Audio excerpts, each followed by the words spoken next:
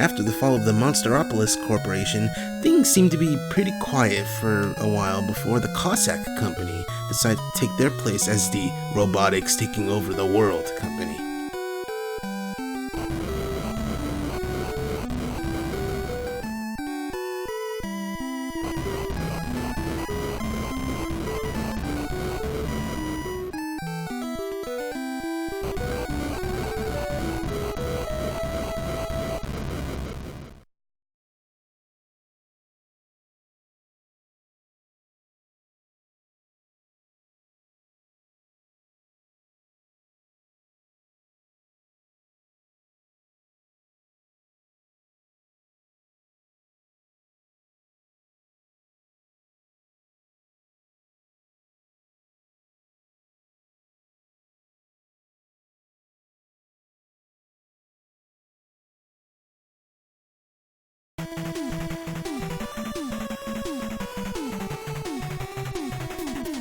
Like Wiley, Dr. Cossack also opened up 8 branches for his most trusted associates.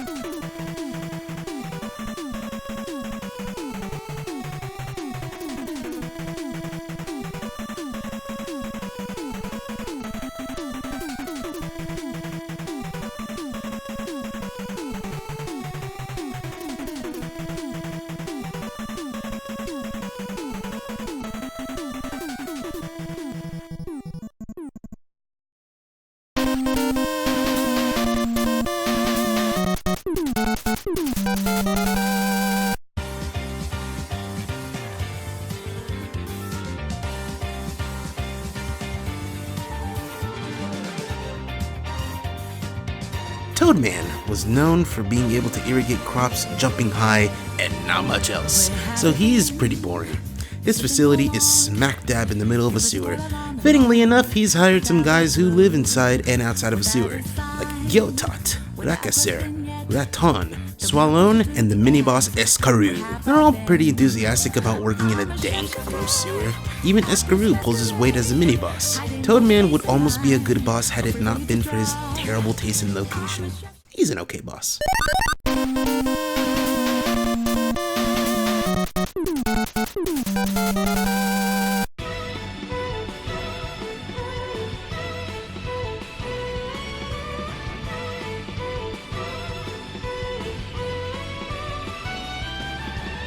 Brightman is a genius who thinks lightning fast and is almost always inventing something in his spare time. But he's talking so much for so long, he tends to bore his colleagues, especially when it goes on and on about how much he doesn't like red light districts. What a virgin. He's stationed in a power plant, because of course he is. He's hired the 100 Wattons and Dompans, who enjoy turning off the lights and turning them back on. Gachapons, who don't move and are only interested in shooting dangerous prizes at you. Minoan, who sneaks up on you and gives you only a moment to attack before charging at you like he's got a New York minute to spare. And Totem Polems, who are totem poles, but they shoot shit at you. That's it. These guys don't really fit in, but at least they're trying to impress Brightman. But he's an okay boss.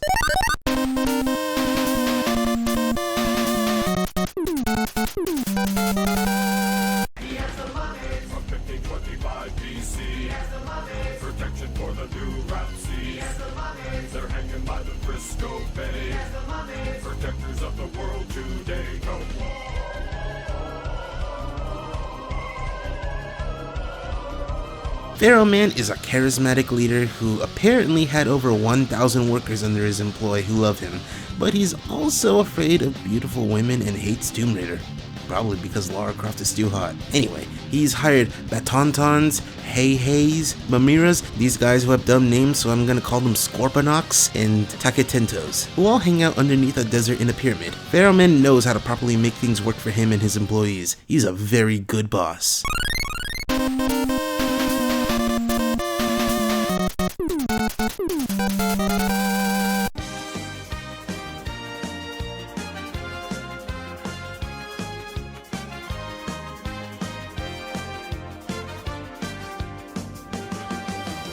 Ringman is one of the more odd cases in Mega Man 4. He's a very good strategist, but he's also pretty ruthless and shows no mercy to his opponents, which makes him a very good businessman, but also kind of a shit person. He's stationed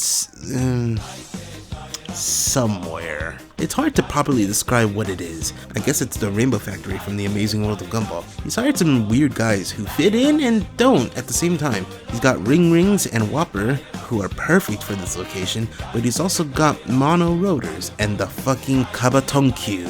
Why does this ring guy have a fucking hippo on a pedestal? He just sits there and spits shit out at you.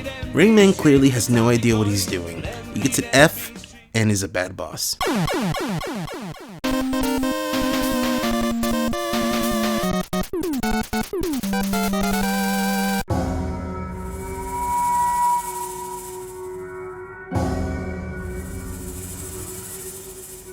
Dustman is a lot of things. He's a vacuum cleaner. He's good at his job despite being overzealous and sucking up more than he can handle. He's someone who suffers from halitosis, but none of that matters. Nothing really matters about Dustman other than the fact that he's a fucking cannibal! He works in a scrap heap and specializes in sucking up metal scraps from dead robots. It doesn't matter that he's hired some new faces and familiar faces. This guy eats the corpses of dead robots. Bad boss. Worst boss.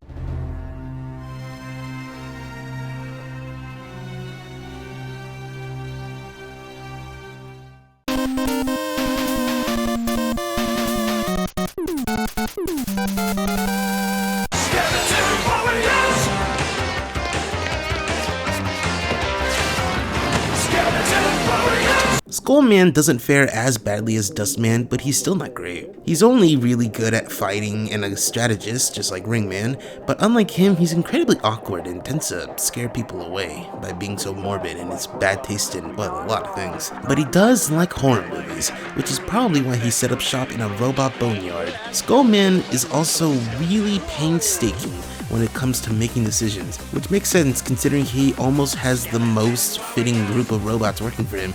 He's got Skeleton Joes, who are a little lame when compared to their older brothers Sniper and Hammer, Batontons because it's spooky, I'm Worms because worms get on rotting corpses, and Skullmets because skulls. They're all used to great effect, as are Shield Attackers and Togekiros, which is a shame because they stick out like sore thumbs. Skullman, all in all, is an okay boss.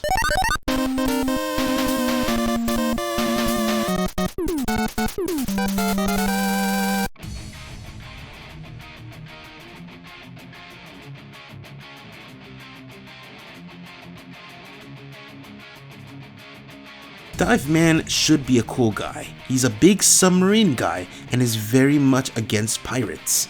But because he's specifically a submarine and works better underwater, he gets motion sickness easily. This wet warrior is stationed in some sort of nuclear facility, while the water keeps the fuel rods cool, I guess. He's got quite the gang of aquatic allies, like the mini-boss Moby, some Gyotots, some Jumbigs, some Mantants, and a few swimming Mets doing their best. Given the weird gravity and the floatiness, they work really well in this environment despite only getting in the way. Dive Man, like other captains in the Navy, is honorable and knows how to pick the right crew. He's a good boss.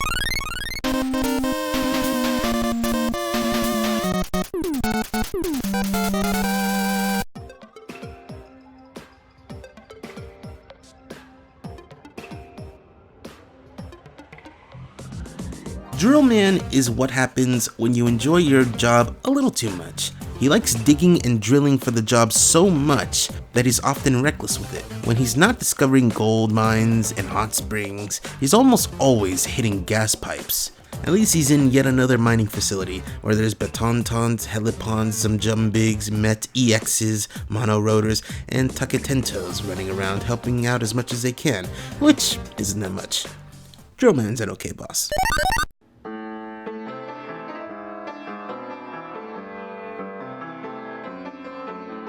This group of dudes ended up being a little bit better than the others, except for Dustman. Fuck Dustman. Go to jail.